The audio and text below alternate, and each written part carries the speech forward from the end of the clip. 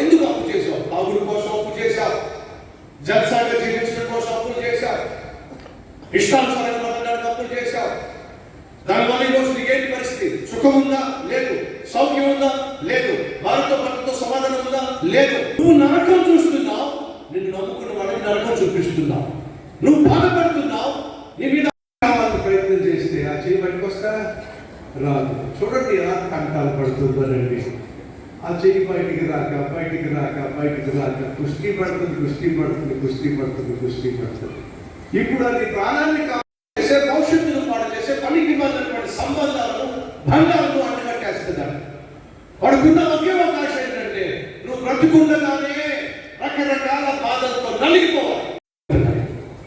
ఈరోజు సైతాను మనుషులను బంధించేశారు.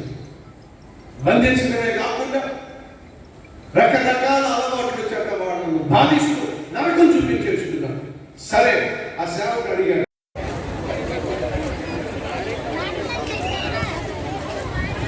అందరికి లోపల పంపిస్తారు.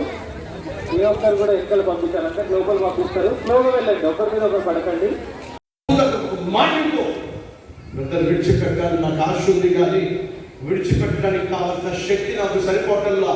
నువ్వు ఆశ కలిగి నా ప్రభు దగ్గరకు వచ్చి పాదాలు పట్టుకుంటూ ఉంటే, అవి తల నిండిపోతూ ఉంటే అదొక సంతోషం నాకు.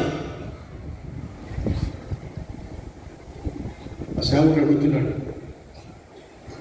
ఆ పక్షులను విడిచిపెట్టేసేయచ్చుగా. నేను పట్టుకొని బంధించాడు, అపవిత్రమైన అలవాట్లతో బంధించి పడేశాడు.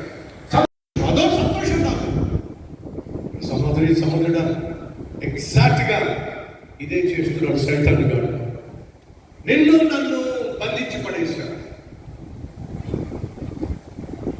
మన జీవితాలతో ఆటలాడుతున్నాడు, రోగంతో పొడుస్తున్నాడు,